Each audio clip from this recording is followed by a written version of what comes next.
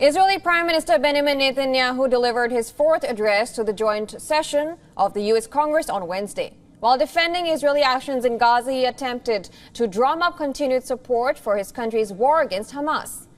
Reiterating his total victory ambitions over Hamas, the Israeli leader urged the U.S. to fast-track its military aid. He said that with enough resources, Israel will be able to end the war immediately.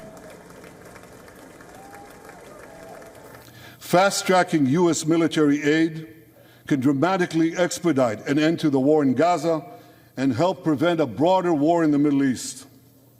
In World War II, as Britain fought on the front lines of civilization, Winston Churchill appealed to Americans with these famous words: "Give us the tools and we'll finish the job."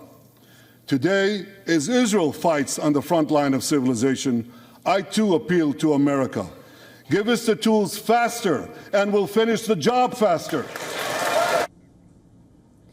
Prime Minister Netanyahu also sketched a vague outline for a plan for quote-unquote de-radicalized post-war Gaza, quashing the Hamas and Fatah factions' agreement to govern the Strip after de-escalation.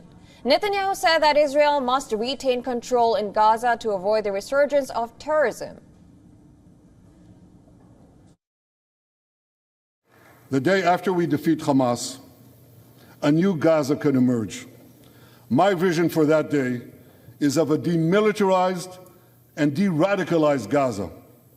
Israel does not seek to resettle Gaza, but for the foreseeable future, we must retain overriding security control there to prevent the resurgence of terror, to ensure that Gaza never again poses a threat to Israel.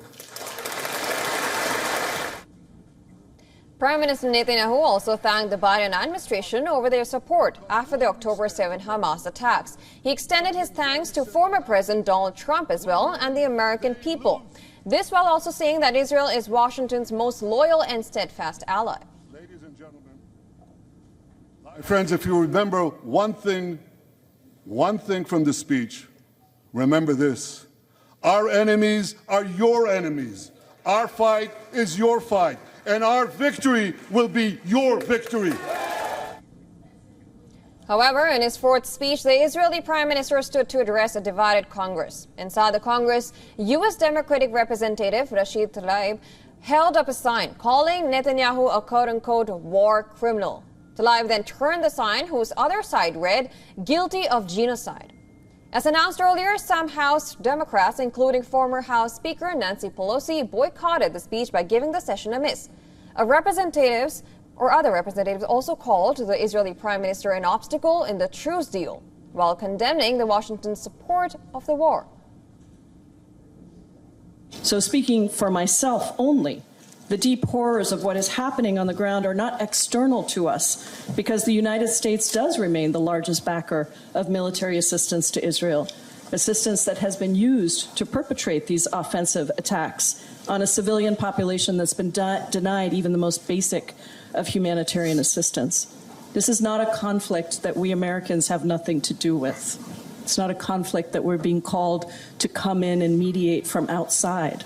We are actually a part of this constitutional right demanding a point of the protest. We say no.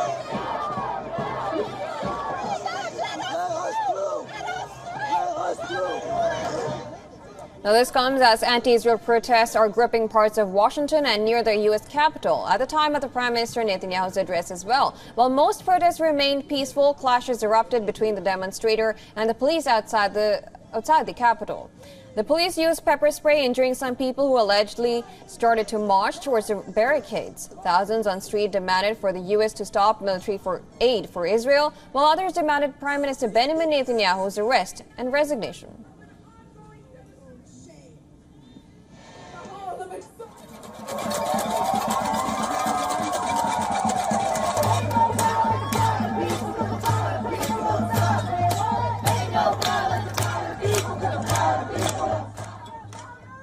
This comes as Prime Minister Netanyahu took jabs at Iran for funding anti-Israel protesters in the U.S. He also called the protesters, and I'm quoting here, Iran's useful idiots. He called on the global alliance to unite and stand against Tehran's quote-unquote axis of terror. Iran is funding the anti-Israel protests that are going on right now outside this building, not that many, but they're there, and throughout the city. Well, I have a message for these protesters. When the tyrants of Tehran, who hang gays from cranes and murder women for not covering their hair, are praising, promoting, and funding you, you have officially become Iran's useful idiots.